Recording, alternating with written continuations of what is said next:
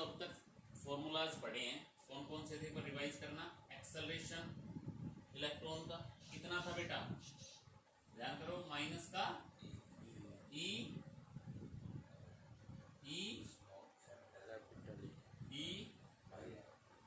By M, ये आया था।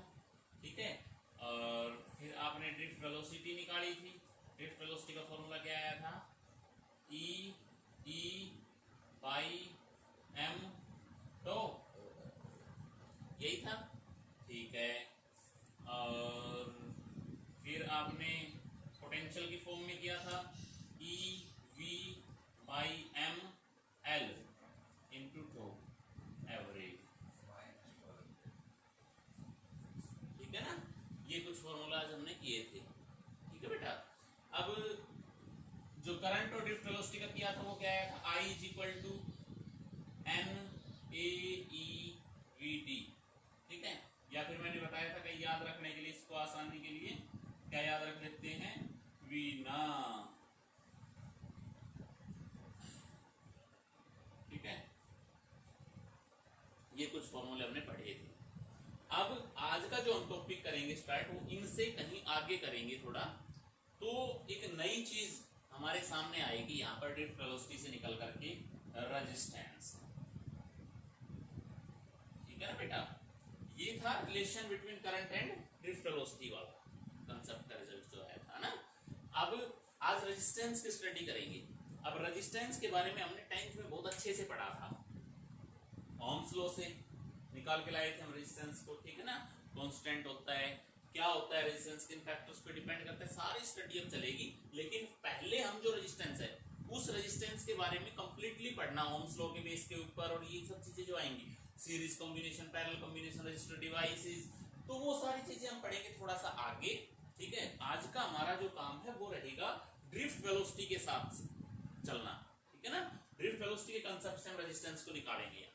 ठीक है, तो इसको ध्यान दें। सबसे पहले तो रेजिस्टेंस होता क्या है, पढ़ा हुआ है आपका, बताओ resistance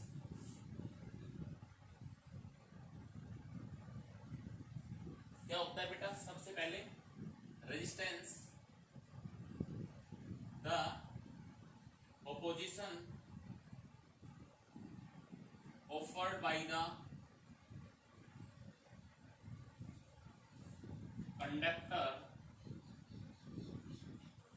in the path of flow of current। क्यों, जो फ्लो ऑफ करंट है उसके रास्ते में जो रुकावट पैदा करता है वो क्या फैक्टर कहलाता है, रेजिस्टेंस कहलाता है। ये हर कंडक्टर का अपना फैक्टर है। ठीक है ना, किसी भी कंडक्टर के द्वारा अपने आप इटसेल्फ बाय द कंडक्टर, ठीक है ना, रेजिस्टेंस ऑफर किया जाता है। समझ गए, अपोजिशन मतलब अपोज करना यहाँ पर। ठीक है, अच्छा, तो कहलाता है रेजिस्टेंस, हिंदी में बोलते हैं जिसको प्रतिरोध। ठीक, जो विद्युत धारा का विरोध करे वो प्रतिरोध। तो करंट का अपोजिशन करता है, इट इज डिनोटेड बाय, बिल्कुल बेसिक बात है जो 10th में पढ़ी थी, it is denoted by letter capital R से आप इसको डिनोट करते आ रहे हो। It's unit is ohm, ohm जिसकी यूनिट है, और सिंबल क्या होता था इसका, ओम का ये होता। ठीक है ना, समझ गए बेटा।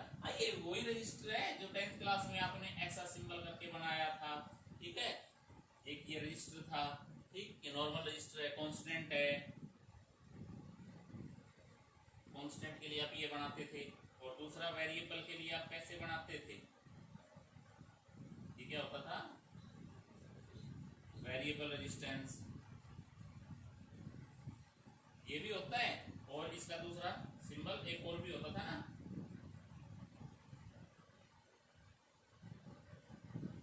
ये भी होता है जिसको RH रियोस्टेट बोलते हैं।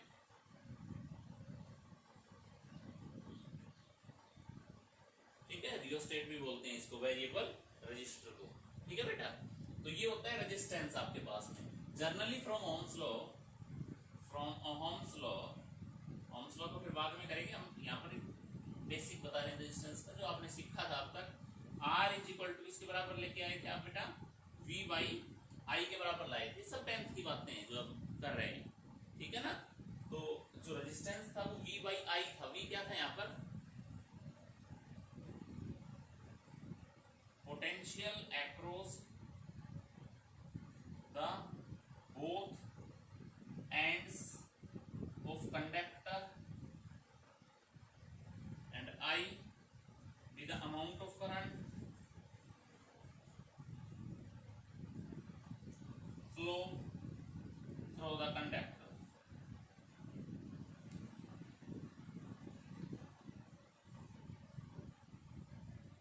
ठीक है, क्या कहलाता था, रेजिस्टेंस कहलाता था। ठीक है बेटा, R का फॉर्मूला R equal to V by I. अब देखिए जो रेजिस्टेंस होता है ना, ओम्स लॉ में आपने पढ़ा था, रेजिस्टेंस को किसकी जगह लगाया था, प्रोपोर्शनल की साइन को हटाने के लिए करा था। ठीक है, तो ये कांस्टेंट है यहाँ पर रेजिस्टेंस। क्लियर, चलिए पहले आप इसको पॉज करके इसको नोट कर लो, फिर हम आगे बढ़ते हैं। अब देखो हमारे पास में जो ड्रिफ्ट वेलोसिटी का रिलेशन स्टार्ट है ना, ठीक है, तो जो रिलेशन आ रहा था हमारे पास में करंट और ड्रिफ्ट वेलोसिटी का, वहां से टॉपिक को उठा रहे हैं और इसको अब अच्छे से देखना। I इज इक्वल टू बेटा VDENA, ये रिजल्ट आया था। But we know that, but we have, आपके पास में बेटा एक वैल्यू ये थी ड्रिफ्ट वेलोसिटी की। ड्रिफ्ट वेलोसिटी क्या होता है, देखो स्टार्टिंग में लिखा था आपने E by M tau average in magnitude. थोड़ा ड्रिफ्ट वेलोसिटी को लिख लो ये, ठीक है। अच्छा, इसको मैं इसमें रखता हूं। Then इक्वेशन फर्स्ट becomes, क्या बनेगा बेटा, I बराबर E बाई एम तो इंटू EN A। तो एक रिलेशन आपके पास में नया निकल करके क्या आया, N E square E A by M into to.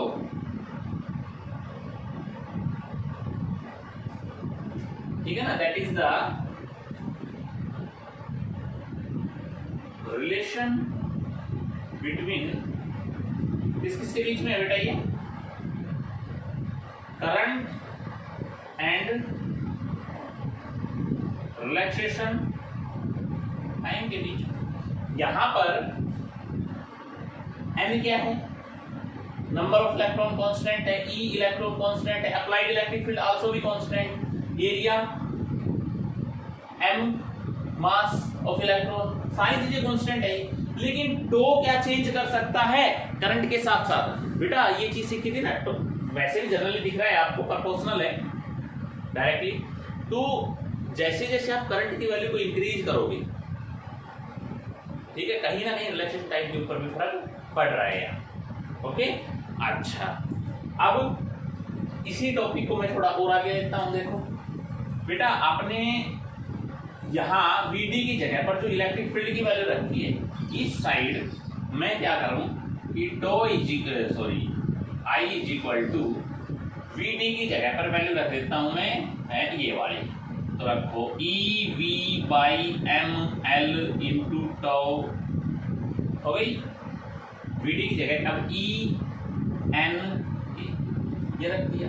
ऐसा मैं क्यों कर रहा हूं, ऐसा मैं इसलिए कर रहा हूं क्योंकि बेटा हम रेजिस्टेंस के कंसेप्ट को निकाल रहे हैं यहां से, और रेजिस्टेंस के लिए आपके पास में क्या क्या होना चाहिए, R is equal to V by I. आपके पास V भी होना चाहिए और I भी होना चाहिए। क्यों, तो यहाँ पर हमारे पास में I तो था, V नहीं था, तो V को कहां से लेकर के आऊं मैं, ड्रिफ्ट वेलोसिटी का पोटेंशियल के साथ जो रिलेशन है वो उठा करके मैंने यहाँ ले आया मैं।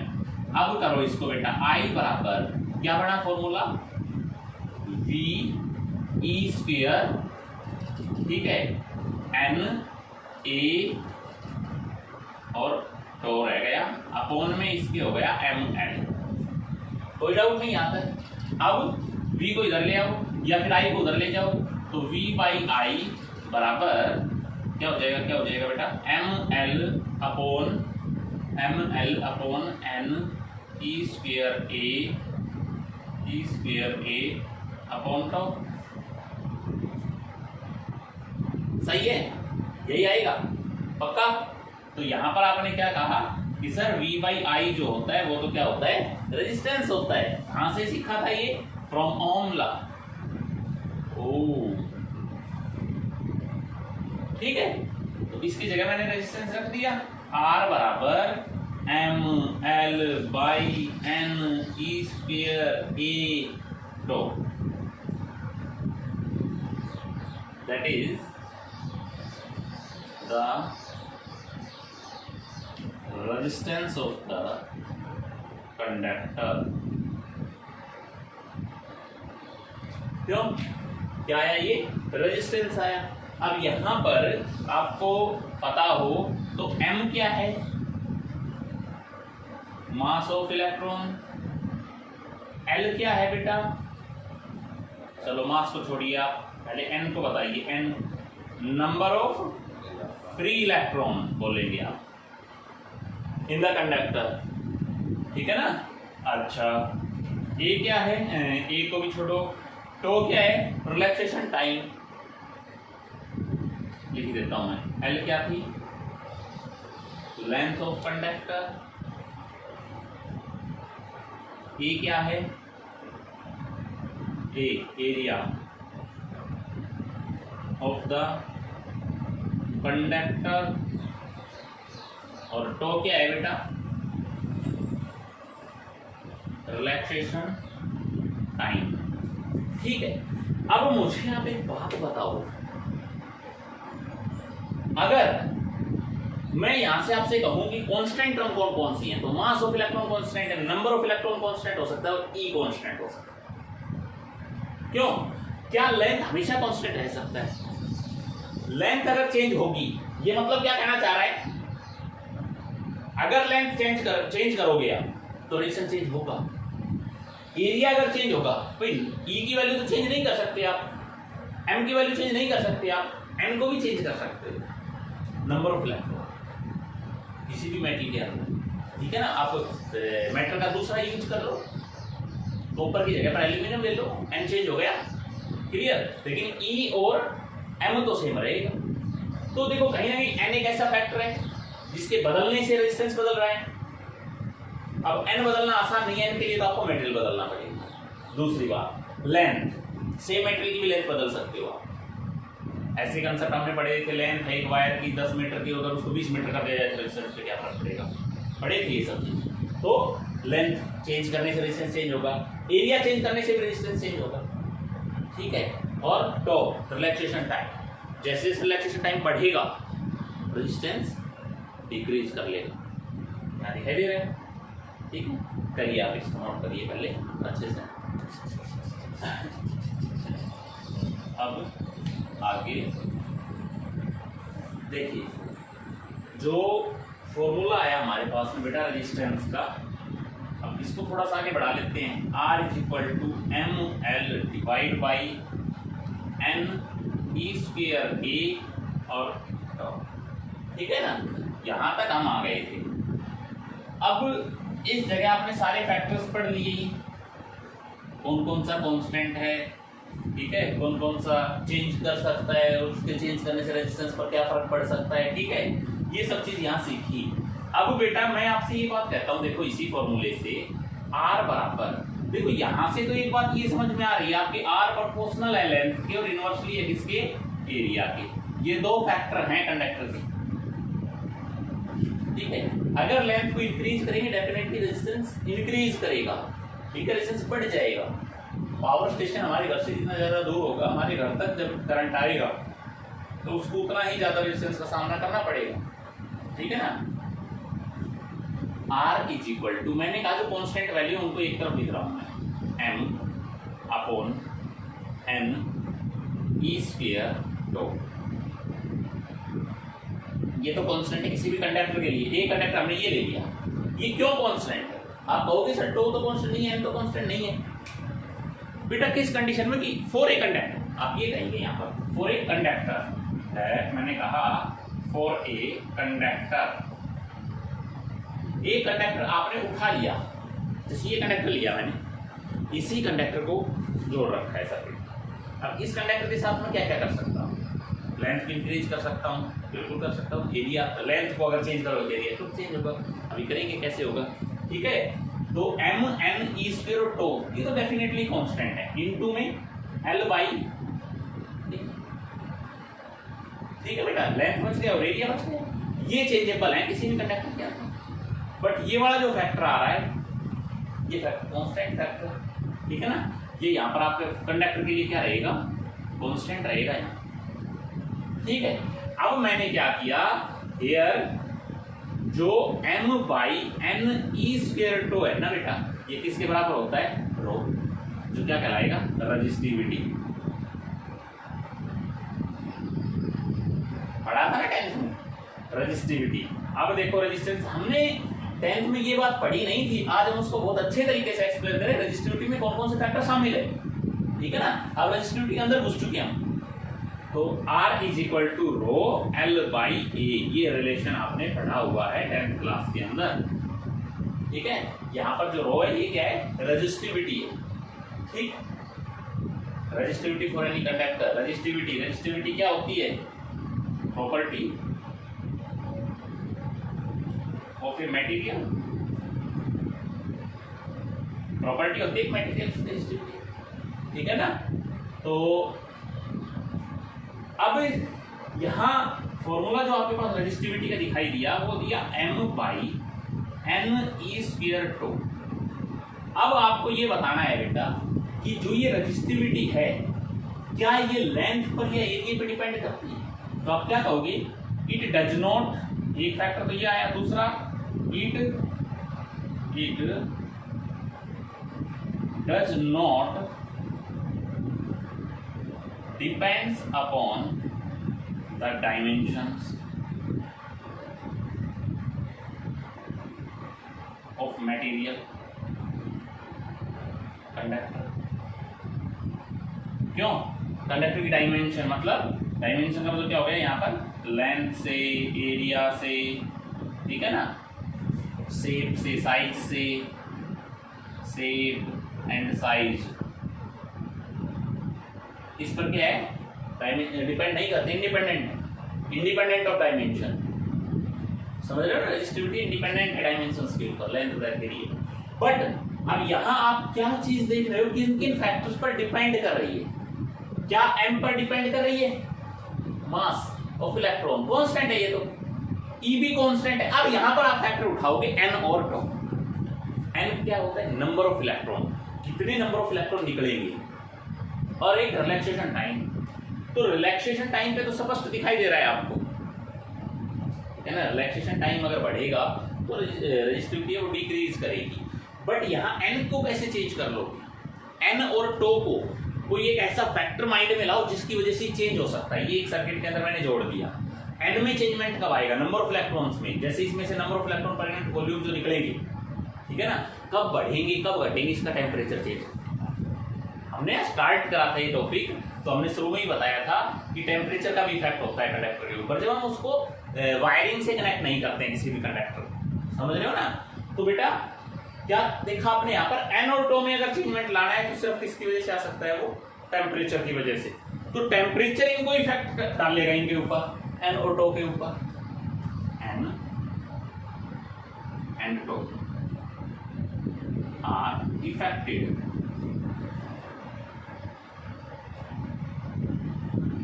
Bye the temperature.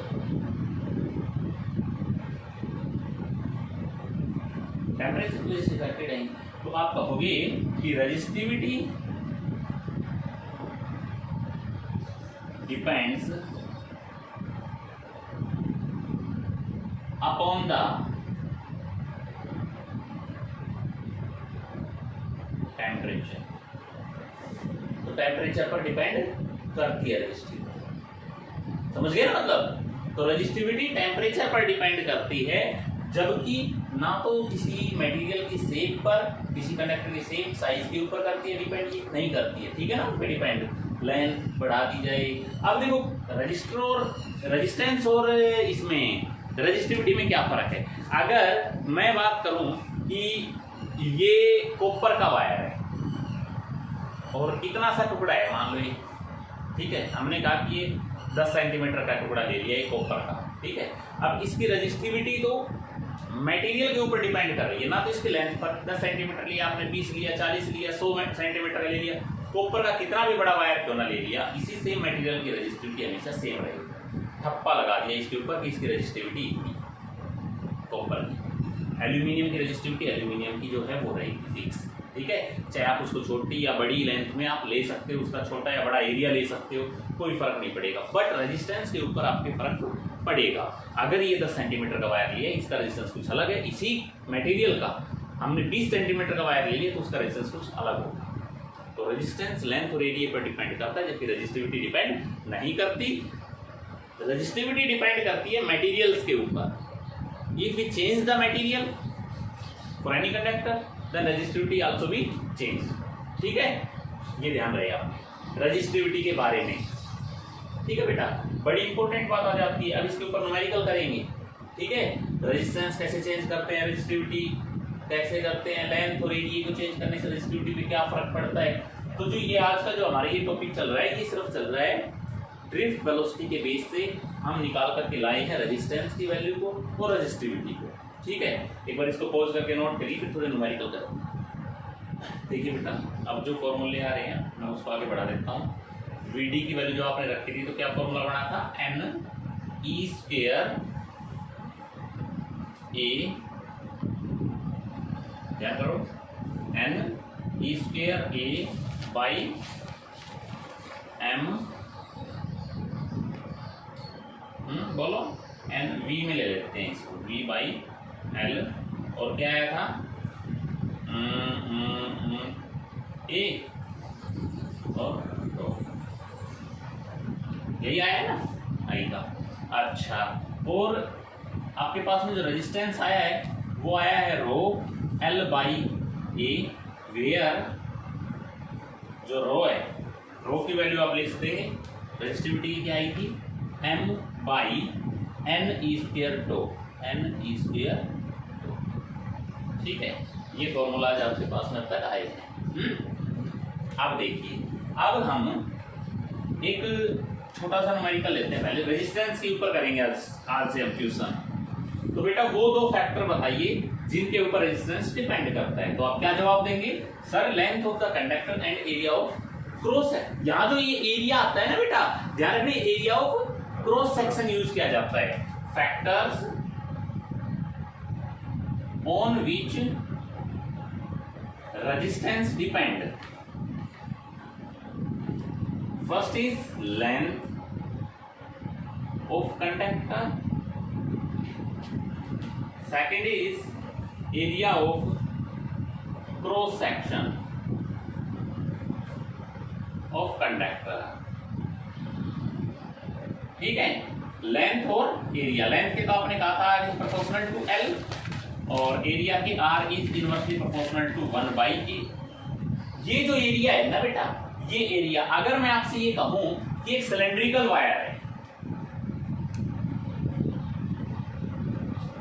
अगर इसकी लेंथ एल है तो रेडियस आर है, तो लेंथ तो आपने एल बोल दिया, एरिया ऑफ क्रॉस सेक्शन आप क्या कहेंगे यहाँ पर जो एरिया यूज करेंगे, वेरी गुड बेटा, पाई आर स्क्वायर। आपने बताया, गलत बता दिया, जब तक नहीं बता सकते जब तक आपको करंट की डायरेक्शन नहीं की बनो। अगर करंट फ्लो कर रहा है ऐसे, आई करंट, तो अब करंट जैसे ये एक सिलेंड्रिकल वायर है, इसमें से करंट यूं जा रहा है, ठीक है ना, तो मैं जो देख पा रहा हूं करंट ऐसे आ रहा है, this is the area of cross section, ठीक है। अगर कंडक्टर यूं रखा हुआ है और करंट यूं आ रहा है मेरी तरफ या यूं जा रहा है, तो करंट की डायरेक्शन में जो खड़ा होकर यूं देख रहा हूं तो करंट यूं जा रहा है, this is the area of cross section, इसको जो क्रॉस कर रहा है पूरा area of cross section, curve surface हो जाएगा यहाँ पर एरिया, ठीक है ना। तो यहाँ तो क्या हो जाएगा, अगर करंट उधर जा रहा है तो रेडियस आर है तो पाई आर स्क्वायर, और अगर यहीं पर मैं कंडक्टर को ये बोल देता कि ये कंडक्टर है और इसके अंदर करंट बेटा ऐसे जा रहा है, अब कर्व सरफेस इसका एरिया होता, तो अब एरिया क्या होगी, 2 पाई आर एल, ऐसा ही होता है ना, बताओ, कोई डाउट नहीं, तो 2 पाई आर एल का यूज करेंगे हम, कोई डाउट है बोलो, तो ये चीज आपको याद रखनी है। आप इसके बेस के ऊपर मैं छोटा सा आपको क्वेश्चन देता हूं, यहीं ले लेते हैं, इसको हटाता हूं मैं। देखिए एक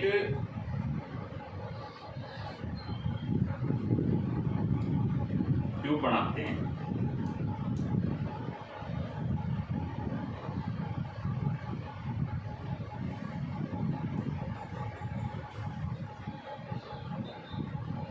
ठीक है। हाँ तो बेटा यहां से दिस इज द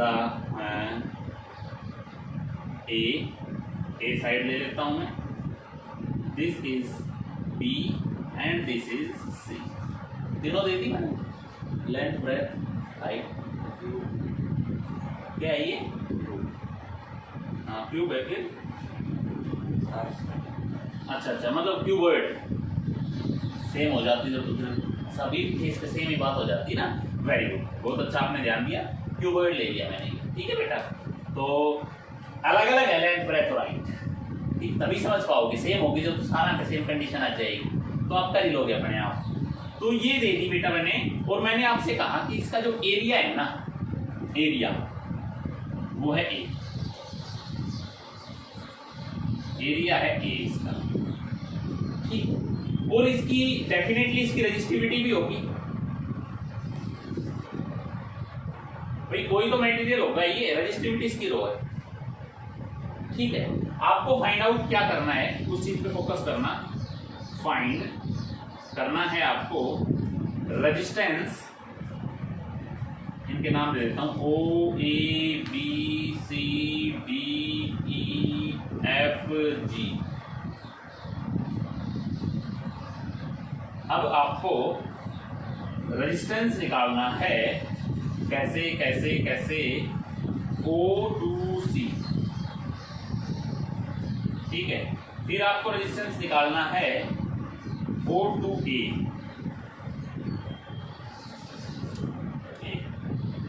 पहला दूसरा और तीसरा पॉइंट मैं दे रहा हूं, आपको रेजिस्टेंस फाइंड आउट करना है O से F की तरह, ये निकालना है। कर सकते हो बेटा। इसका गिवन का मतलब ये कि करंट उस तरफ ही फ्लो कर रहा है, ठीक है। अगर ऐसी कोई कंडीशन आपको गिवन मिल जाए तो जो मैं पहले वाले फैक्टर की बात करता हूं, फिर आप अगले खुद करना पॉज करके इसको। आर ओ से पहले फैक्टर में मैंने कहा कि ध्यान दे बेटा, ओ से क्या लिख दिया मैंने, ये सी आएगा, ओ से सी वाला, ओ से सी मतलब ओ से सी का मतलब करंट है वो इस फेस पे जा रहा है, या फिर इसमें फेस गिवन होगा बेटा, फर्स्ट फेस सेकंड फेस। तो आपका यहां पर ऐसा भी लिख सकता है, फर्स्ट टू सेकंड,